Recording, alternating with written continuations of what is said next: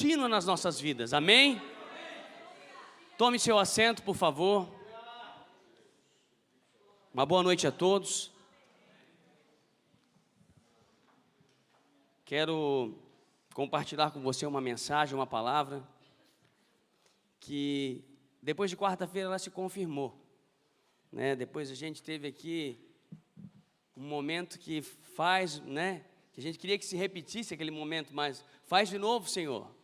Mas o agir de Deus é assim, ele acontece nos momentos mais improváveis, naquele culto que parece que não está tão caloroso, mas de repente o Espírito vem e abraça todos, impacta todos, do menor ao maior, do mais novo ao mais velho, porque esse é o Espírito. E é isso que nós temos que buscar, a presença de Deus. E é isso que eu quero falar com vocês essa noite. 1 Samuel capítulo 4.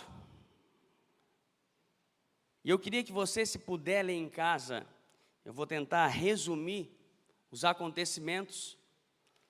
1 Samuel 4, 5, 6, se você puder ler em casa, você vai se atentar ao que aconteceu.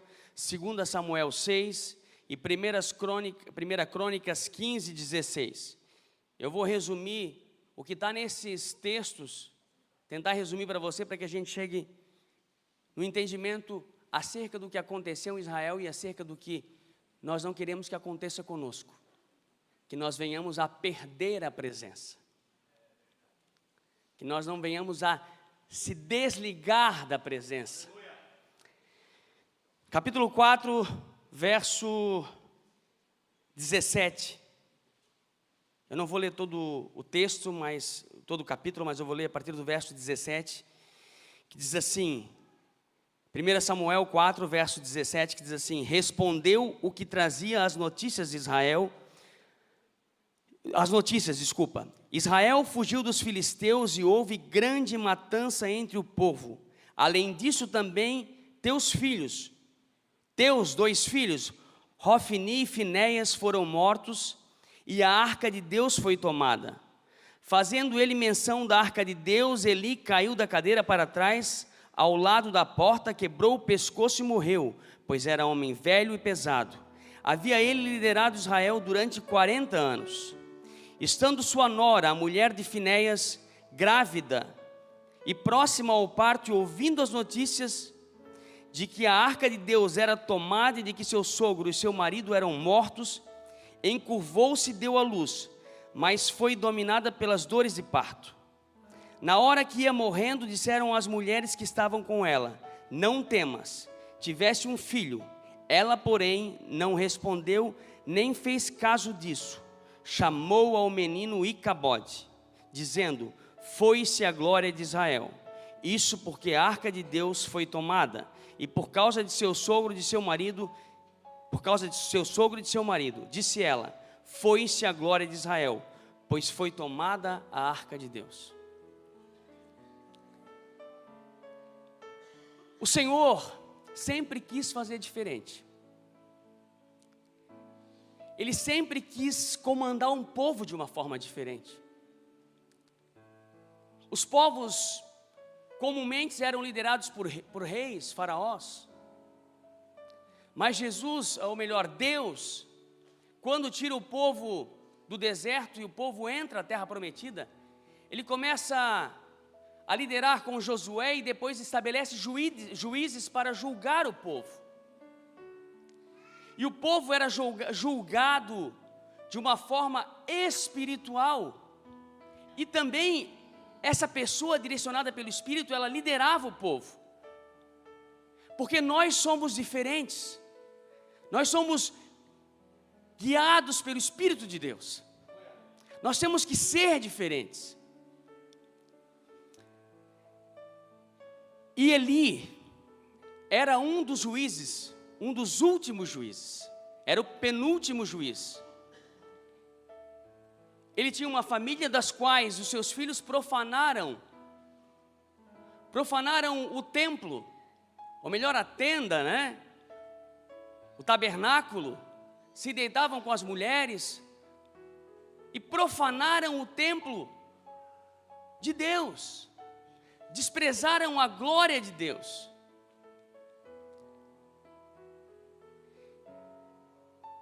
E nesse momento eles foram para a guerra, eles foram guerrear. E nesse momento, anteriormente, o que acontece? Haviam morrido 3.000 pessoas na batalha contra os filisteus. E eles voltam, pegam a arca, que era a presença de Deus no meio do povo, a direção que Deus havia dado a Moisés. Isso não acontece mais hoje, porque hoje o Espírito Santo habita dentro de nós. A presença hoje, ela habita dentro de nós. E naquele momento, eles levam a arca para a batalha. Mas eles estavam em falta com Deus. E quando eles chegam com a arca na batalha, e eles começam a bradar, porque eles acharam que a glória de Deus ia a seu favor. E os soldados começaram a bradar, o exército inimigo ficou tremendo as pernas. Eles pensaram, trouxeram o Deus deles para dentro da batalha, o que vai ser de nós? Só que eles não se amedrontaram. Eu me lembro que, na época de faculdade, eu matei muita aula. O pai está ali, ele não pode saber. Ele vai saber agora. Eu matava aula na época de faculdade e eu era perito num jogo chamado truco. Que a gente não sabe a maioria dos cristãos não sabe o que é. É um joguinho de carta lá. E tinha uma fila lá que botava o nome, esperava para jogar esse negócio. E a gente pegava a carta ali e trucava, né? Se não tinha nada na mão, a gente blefava. E é no poker dizem que é a mesma coisa no blefe. E eles estavam blefando, achando que a presença estava com eles. Vamos gritar aqui porque nós trouxemos a arca aqui, Deus vai pelejar por nós. Mas eles estavam blefando com uma coisa que eles não tinham mais. Não adianta a gente ir para uma batalha, tu já perdeu, né? Já perdeu uma vez, já levaste uma lambada do inimigo, daí tu volta e diz assim, não, vou de novo. Mas tu estás em falta com Deus. Às vezes, tu tem a palavra, mas tu não tem a presença. Duas coisas. E acontece isso. Ele morre. Ele sabia o que estava acontecendo na casa dele. Ele já tinha sido avisado por Samuel. Deus já tinha dado um sonho para Samuel acerca dele. Samuel era o próximo, era o profeta que iria liderar o povo até o estabelecimento daquilo que o povo queria. O povo queria um rei. O povo queria ser igual ao mundo. Deus queria liderar diferente, mas o povo queria um rei. Eu acho que Deus até estava preparando um rei, mas estava no forno, Davi estava no forno. E aquele negócio que quando a gente pede, Deus acaba dando, mas às vezes não é o momento. E nesse momento, quando a arca é levada pelo inimigo, a presença foi levada, mas Deus deixou ser levada a arca representava, a arca era de ouro. Às vezes tem igrejas ainda que colocam ali para bonito, porque ela não tem mais função. Jesus é a representação da presença de Deus, que veio na terra e depois deixou o Espírito Santo. A arca ela é uma memória de como era. Eles tentaram desenhar lá 2 querubins em cima na tampa de ouro, ela era de madeira revestida de ouro, e dentro havia as tábuas da lei com os 10 mandamentos, a vara de Arão que floresceu, tinha também um pote com o maná do deserto, representando o que Deus havia feito pelo povo, representando a presença e havia sido levada pelo inimigo. E daí, se a gente lê o texto, eles colocam a arca no templo do Deus deles, que era Dagon. Na primeira noite, Dagon cai. diante da presença de Deus, a estátua cai, levantam a estátua, no dia seguinte a estátua cai, quebra pescoço, quebra o braço, porque nada que é do mundo prevalece diante da presença de Deus. As coisas desse mundo não prevalecem diante da presença de Deus, elas caem, elas quebram. E aconteceu isso. E o povo começou a ter úlceras na pele. A presença de Deus foi deixada levar para lá para envergonhar o inimigo. Porque Deus, apesar de tudo, era com Israel. Deus, apesar dos nossos erros, Ele é conosco. A gente erra, a gente às vezes se desvia, mas Deus é conosco. Precisamos às vezes nos colocar no caminho. E eles voltam assim e dizem assim, os filisteus pensam, não dá de ficar mais aqui. Não dá de ficar isso aqui, tira daqui, vamos tirar daqui. E fizeram os ratos de ouro, fizeram umas úlceras de ouro. O povo se engana com a idolatria deles. O povo se engana, colocaram lá um carro de boi, botaram vaca que tinha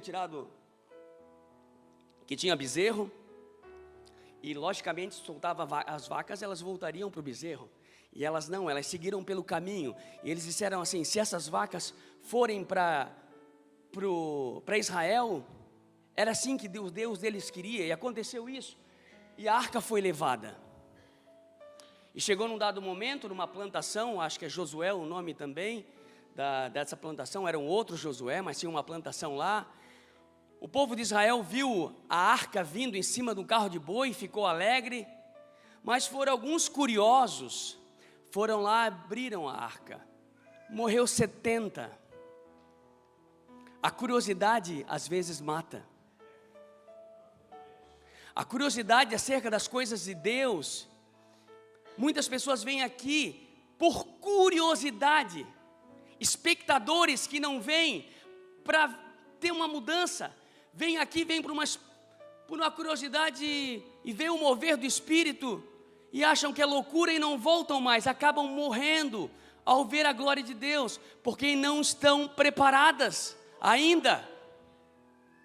Ainda não é o momento de ver a glória, precisa passos para isso.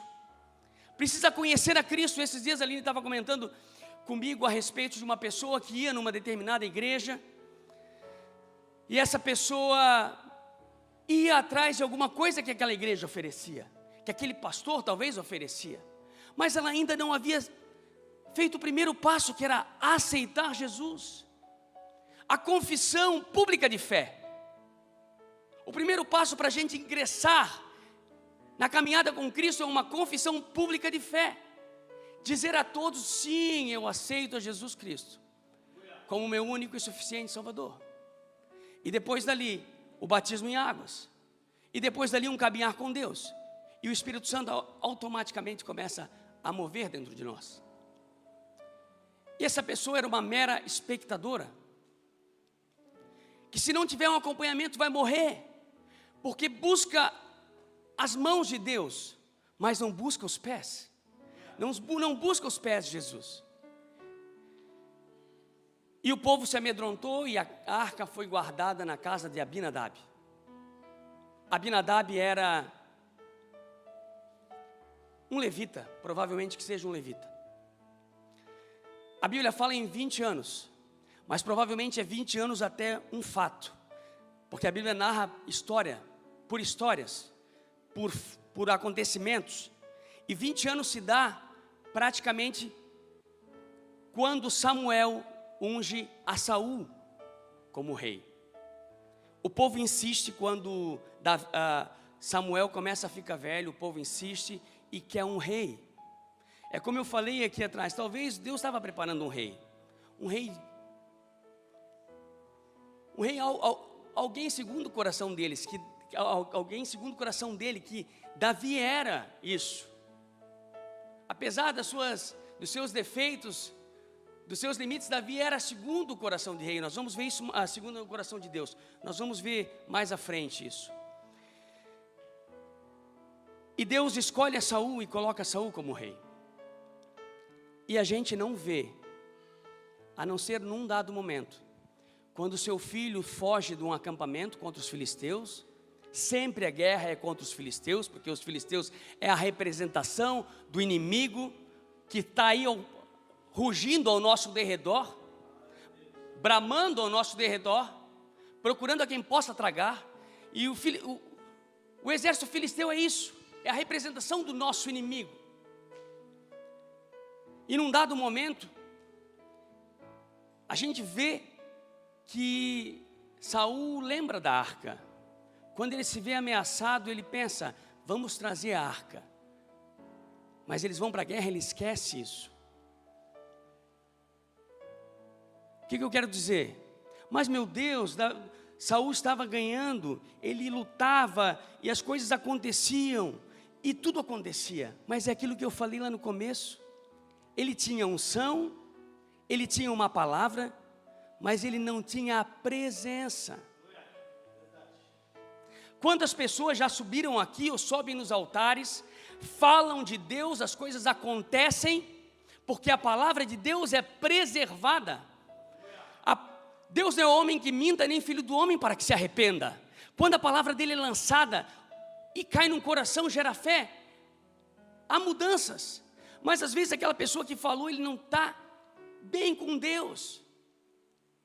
Às vezes uma pessoa que é filho de um cristão, de alguém que amou a Deus, ele colhe frutos na sua vida. A gente olha, meu Deus, ele não está na igreja, mas ele é abençoado. Mas ele era filho daquele irmão, mas ele não está nos caminhos do Senhor, ele é abençoado. Ele é abençoado porque o seu pai amou a Deus, e é abençoado a 1000 gerações. Os judeus são provas disso. Os judeus são abençoados, uma nação pequena, com tanta tecnologia. Os judeus são abençoados, mas eles carregam o quê? Eles carregam uma palavra. Mas eles não têm a presença. E a presença está disponível para nós. A presença é como um sinal de Wi-Fi. Ela está ali piscando. Mas a gente precisa da senha para conectar. E quanto mais perto a gente tem, maior é a transferência de dados. Mais longe, a gente tem que procurar o Wi-Fi, né? Está perto, transfere mais rápido. Quanto mais perto da presença, mais precisa da senha para acessar o Wi-Fi. São várias, né? Oração, jejum, busca da palavra. E quando nós chegamos perto, essa transferência de dados, ela ocorre de forma que a gente começa a entender o que o Senhor quer para nós, o que o Senhor quer para nossas vidas.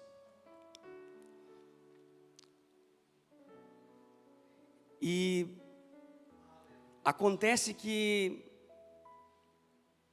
Davi assume o trono. Chega o momento de alguém segundo o coração de Deus assumir o trono de Israel.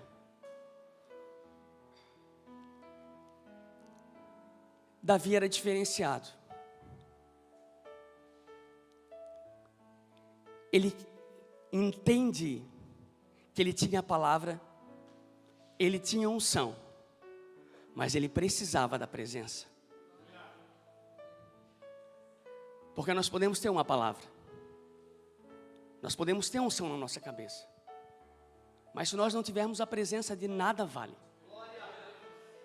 E essa presença, ela é buscada dia após dia, é um contato direto com Deus. Quantas pessoas morreram com uma palavra, com uma unção, porque largaram a presença?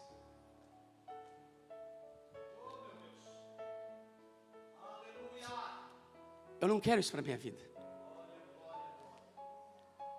Precisamos carregar a presença. E Davi entende que ele precisava buscar a arca. Abandonaram a presença de Deus. Tinham tudo a seu favor. Tudo, tinham conhecimento, tinham entendimento.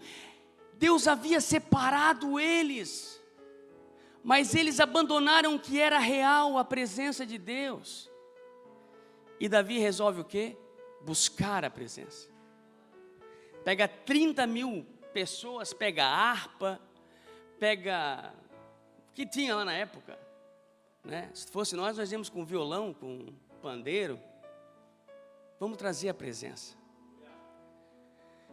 Vem dois filhos de Abinadab na frente, porque conheciam, colocaram a arca em cima de um carro de boi e foram na maior alegria, porque já estavam com a presença, cantando, adorando. Eram 2 filhos, né? Fugiu o nome de um agora, e depois um morreu. E quando eles entraram numa eira, o carro de boi ele vai numa eira, os bois tropeçam e a arca a arca balança e vai cair. Quando ela vai cair, Uzá vai lá e coloca a mão e é fulminado por Deus. Mais uma vez, ele age de uma maneira errada. Eles já agiram da maneira errada desde o começo. Porque quem botou a arca em carro de boi foi o inimigo. A arca ela tinha que ser levada aqui, a presença tinha que ser levada pelos levitas aqui. E isso acendeu no coração de Davi um medo. Como eu posso trazer a presença? Como eu posso trazer a presença para Israel? Como eu posso trazer a presença para a minha vida? Como é que eu faço para buscar essa presença? Teve gente que morreu ali. Uzá foi fulminado. A eira é um lugar compactado, é um terreno compactado. Jesus fala a respeito que chegar o momento de nós sermos trazidos para a eira e ser separados, né? O trigo da palha tiraria os frutos e as palhas iriam. Mas o que eu quero falar da eira é que ela é um terreno compactado. A presença de Deus, ela não fica em algo duro, resistente. Ela não fica. A presença de Deus que é um coração aquebrantado, contrito. Não é num coração duro, não é num terreno duro, não vai nascer nada ali. Se a gente não quebrar o nosso coração, não se rasgar na presença de Deus, a presença não vai ter efeito. A gente vai nadar e morrer na praia. E a presença não queria ficar ali. E eles resolvem deixar a arca na casa de um cidadão, Obed-edom. Todo mundo já ouviu falar, Obed-edom, né? Disseram assim, ó, deixa na casa de Obed-edom, tem uma casa aqui na beira do caminho, ó. Quem é ele? Obed-edom, deixa a arca ali. Já tinha morrido um, o negócio não tinha dado certo. Deixa na casa de Obed-edom. Acontece que em 3 meses na casa desse cidadão, a vida dele mudou. Chegou ao ouvido de Davi, ei, tu vai deixar a arca lá na casa de Obed-edom? Em 3 meses a vida dele prosperou, mudou a vida dele. Tem uma briga teológica a respeito disso. Dizem que ele era escravo, edomita da tribo parente lá de Ismael, e outros dizem que não, porque aparece depois ele lá na frente da arca como levita. Mas não importa quem era Obed-edom, importa é que era alguém que tinha e sabia o que era a presença. Fábio está pregando comigo já é fácil, né? É fácil entender. Não importa quem somos, quem somos, se eu sou filho do João, do Pedro, importa que eu sei quem é a presença, o que é a presença. Eu sei que à medida que eu recebo a presença vai mudar a minha vida. E mudou a vida dele em 3 meses, sempre faz essa analogia. Ficou 20, acham que pelo tempo que ficou 62 anos na casa de Abinadab. E passou despercebido. Tem cristão que está 100 anos na igreja e passa despercebido. Por quê? Porque carrega a religião.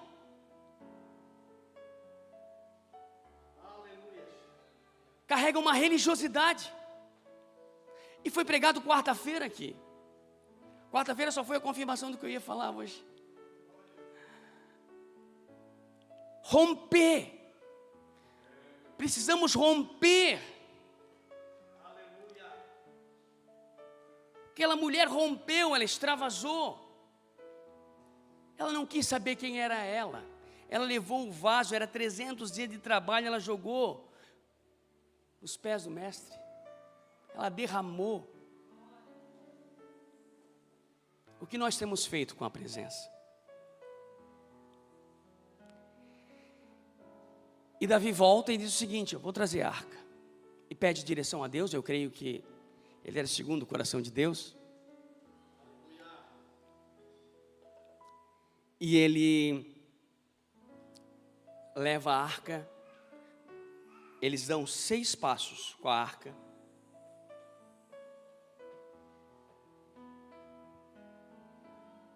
Eles matam um bezerro, um novilho gordo, sacrificam e adoram. Sacrificam e adoram. Imagina quanto novilho, quanto boi, quanto carneiro foi, demorou. Quantos foram e quanto tempo demorou para chegar a Jerusalém? Fizeram uma missão para levar a arca, para não desagradar a Deus.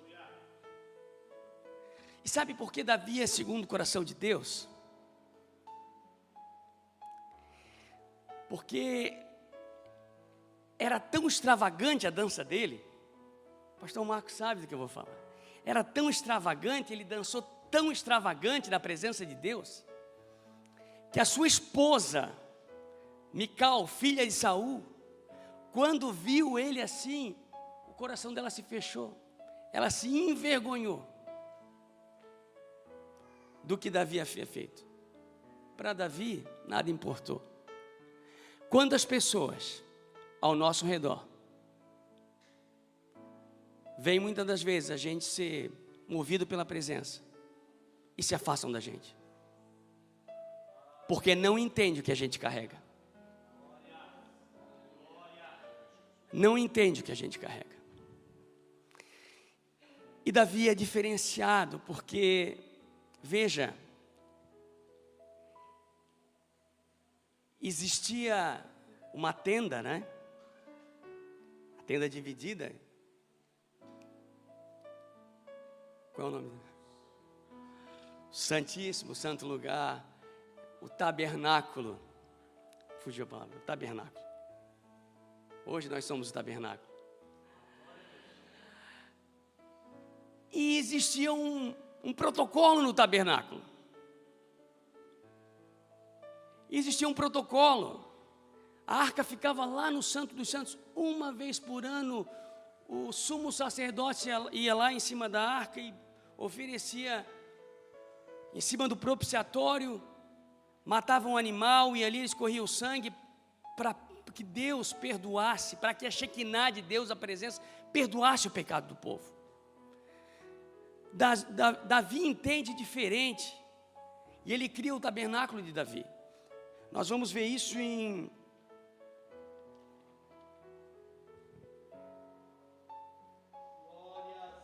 só um minuto. Desculpa aqui. Atos 15, 16. Atos 15, 16. Atos 15, 16, que diz assim, ó: depois disso voltarei, reconstruirei o tabernáculo de Davi que está caído, levantá-lo-ei das suas ruínas e voltarei a construí-lo, para que o restante dos homens busque o Senhor. Sim, todos os gentios sobre os quais o meu nome é invocado, diz o Senhor, que faz todas essas coisas, que são conhecidas desde toda a eternidade. Davi faz diferente. Ele coloca a presença no meio e coloca todo mundo a adorar a presença. Adoração constante à presença de Deus. Esse é o tabernáculo de Davi que vai ser restaurado. Nós vamos adorar dia e noite a presença. Nós hoje, pela glória de Deus, pela graça do Senhor, nós somos alcançados. A salvação não era nossa, não era direito nosso, mas por Jesus, nós podemos acessá-la.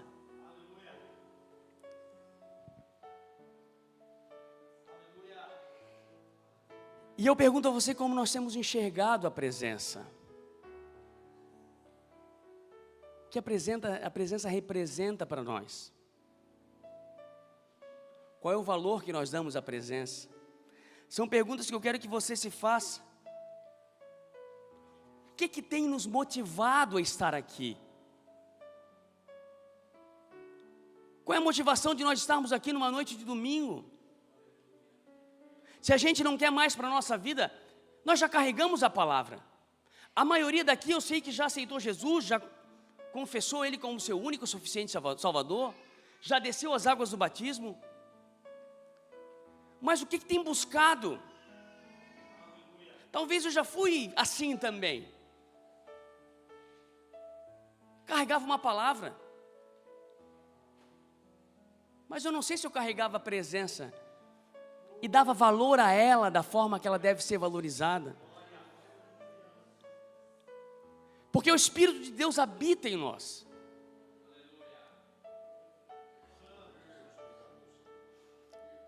Jeremias 29:13 diz assim: buscar-me-eis e me achareis, quando me buscardes de todo o vosso coração. A promessa já estava lá no Antigo Testamento. Já estava lá atrás. Depois, em Mateus, o Senhor Jesus fala: pedi, pedi, dá-se-vos-á, buscar e achareis, batei e abri-se-vos-á. A insistência de buscar a presença de Deus.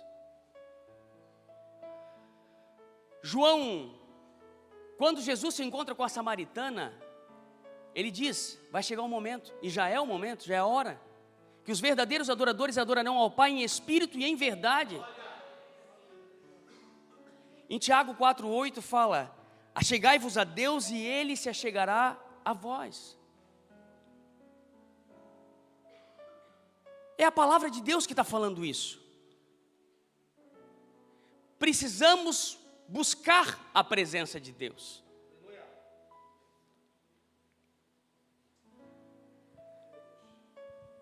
O que nós temos feito? E aquilo que eu pergunto novamente: qual é a tua motivação a estar aqui? Faça uma autoanálise. O que tem te motivado a vir aqui?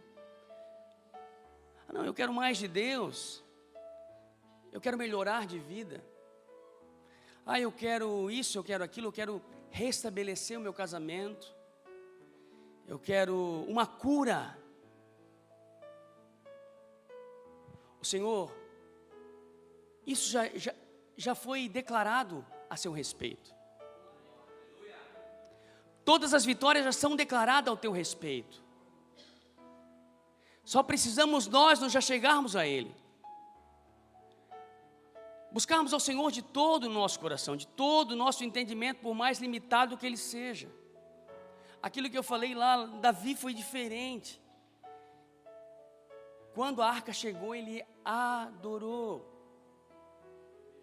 Aquilo que foi falado quarta-feira, a adoração, ele extravasou, botou todo mundo lá a serviço do palácio e diz o seguinte: vamos tocar aqui, 24 horas por dia adorando, vamos fazer um turno aqui, eu sei que vai faltar voz, vai arrebentar a corda do instrumento, mas não para de adorar. E palavra de rei é palavra de rei. Manda quem pode e obedece quem tem juízo.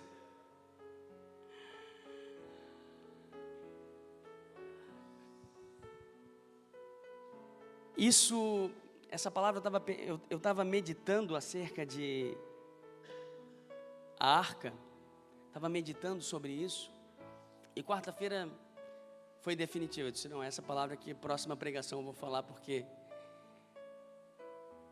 foi confirmado por Deus, né? Nós temos que buscar a presença. Doa que doer, mas não nos resta opção. Nós conhecemos a Cristo. Um passo já foi dado. A presença vai fazer a gente fortificar. Porque, veja bem, muitas das vezes a gente caminha sem propósito, Os discípulos de Emaús é um exemplo.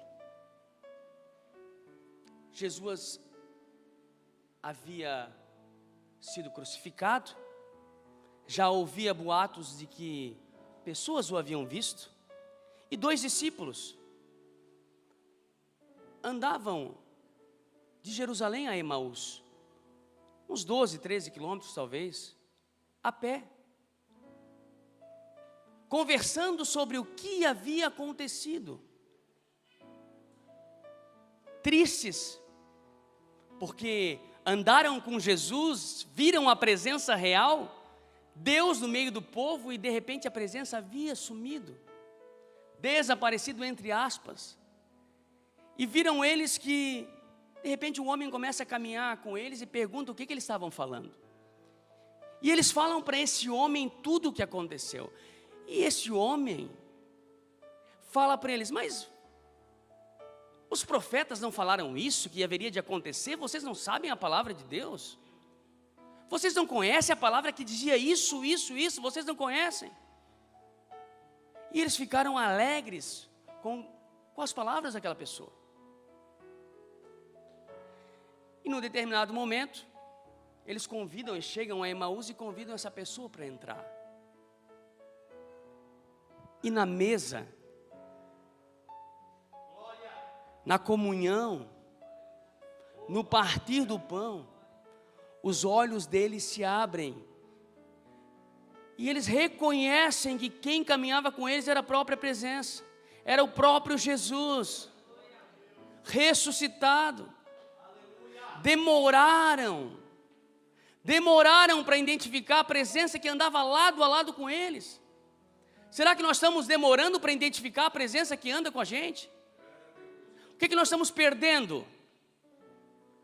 Será que não temos que abrir um pouco mais os nossos olhos espirituais para ver o que nos acompanha?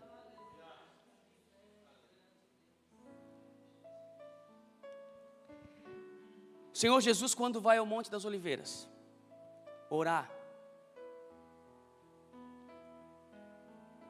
e ele pede ao Pai: Senhor, passa de mim esse cálice, se for possível, passa de mim. A gente pensa, ele estava preocupado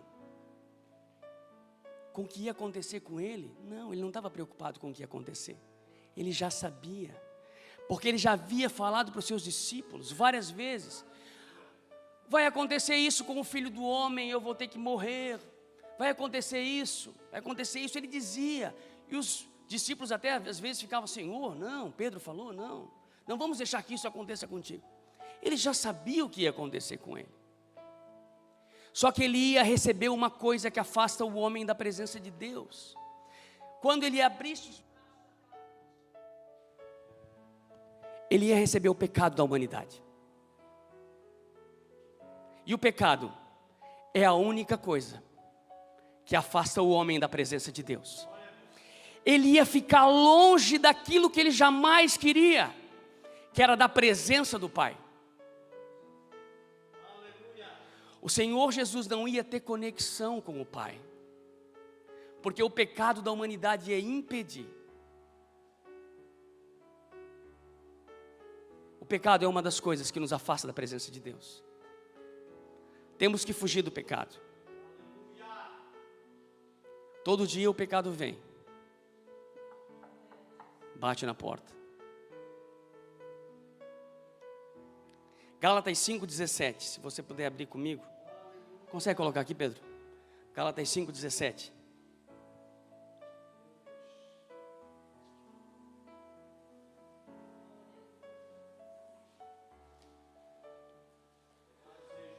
Porquanto a carne luta contra o espírito, e o espírito contra a carne.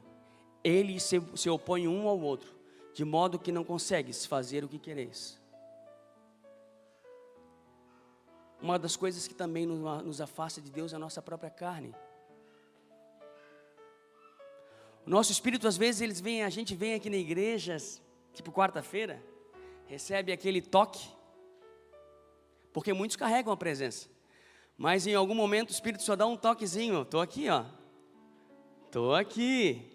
E a pessoa se alegra, transborda. Só que chega lá no outro dia no trabalho, começa o estresse, começa os problemas e começa o pecado a bater na porta. E a carne briga contra o espírito. E a gente precisa procurar esse equilíbrio, porque o que nos afasta da presença é a nossa carne. Quanto mais espirituais nós somos, mais espirituais nós vamos ficar. Quanto mais buscamos o Espírito, mais espirituais nós vamos ficar. Sabemos que é uma luta dobrar o joelho, porque o cansaço bate, a boca abre, dá vontade de dormir. A gente dorme no pé do Senhor. Ler a palavra, a gente começa a ler, dá dor nos olhos, né? Preciso comprar uma Bíblia com a letra maior, vai melhorar.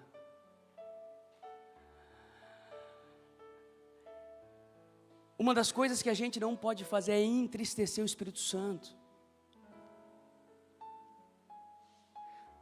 Eu tenho um problema que eu começo a ler o livro e não acabo. Bom dia, Espírito Santo. Eu já li um terço do livro. Essa é uma meta da minha vida, que eu falei para a Priscila ontem, né, Priscila? Ontem nós ali fazendo pipoca. 2h30 fazendo pipoca, irmão. Porque o pessoal aqui come pipoca, Jesus. Fizemos cinema na igreja ontem aqui. Era umas 7 horas, começamos a fazer pipoca, era 9h30 e a gente acabou o filme e a gente lá ainda fazendo pipoca. Foi pipoca. Deu o que, Priscila? Uns 6 quilos, 5 quilos, 6 quilos? E eu falei para a Priscila ontem que uma das minhas metas é conseguir ler o livro inteiro, porque eu começo e acaba na metade. E uma das coisas que me chamou a atenção, porque eu já tinha ouvido o testemunho, uma das coisas que impactou Benny Hinn, e que Benny Hinn foi um grande pregador até os dias de hoje, mas ele apareceu muito na década de 90. Ele ia nesses encontros da ADONEP, Associação dos Homens de Negócio do Evangelho Pleno, uma coisa assim, ADONEP significava, e aí se reuniam vários empresários e traziam nomes conhecidos do meio internacional cristão, evangélico. E Benny Hinn veio ao Brasil algumas vezes, e num dos seus testemunhos, no próprio livro, ele conta que a sua conversão se deu, acho que numa universidade, mas uma das coisas que mais impactou ele foi quando ele foi num culto de uma pastora que se chamava Kathryn Kuhlman. E ela falou muito forte: não entristeça o Espírito Santo. E aquilo mudou a vida dele. Porque quando nós entristecemos o Espírito Santo, automaticamente, nós afastamos de nós a presença de Deus. A gente precisa manter essa conexão. Como é que eu faço para não entristecer o Espírito Santo? O Senhor te diz, Ele te guia. Ele te ajuda dia a dia a permanecer nele, sem envergonhar a palavra. Precisamos nos manter firme dia após dia. Vai valer a pena. Já valeu a pena. E quando eu estava falando a respeito de Jesus, a gente vê que em Deus não há pecado algum. Não tem, então o pecado é uma barreira. E quando Jesus recebeu a carga de pecado da humanidade, porque Ele levou sobre si, Ele ficou sem a presença de Deus. E aquelas palavras dele: Senhor, se for possível, passa de mim esse cálice, era simplesmente: Pai, não deixe eu ficar sem a Tua presença. A Tua presença é meu sustento, a Tua palavra, meu alimento. Preciso de Ti.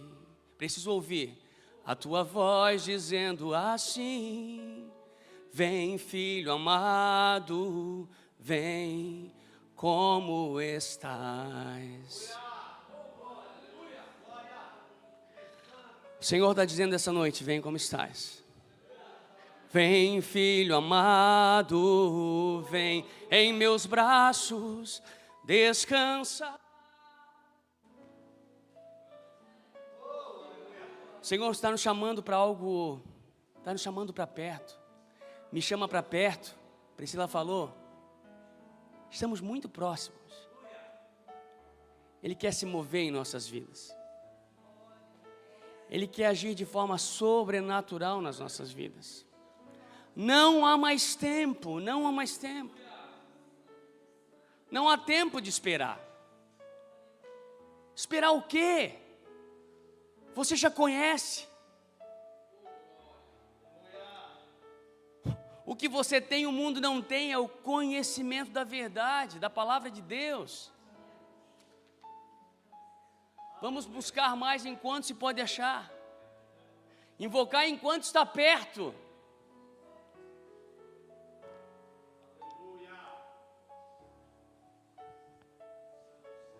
Tem uma música, Maurício, que me fugiu agora. Atrai o meu coração. Sem ti não há valor em mim. Sou como um vaso de barro, pronto a ser quebrado, para ser o que queres de mim. E a tua presença é tudo que eu preciso. A tua presença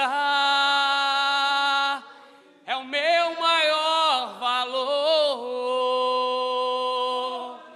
Atrai o meu coração. Está muito alto, tem que ser em Ré maior. Atrai o meu coração. É tudo que eu preciso. Atrai O meu coração. Coração. Eu posso te tocar. Peguei. É maior, né?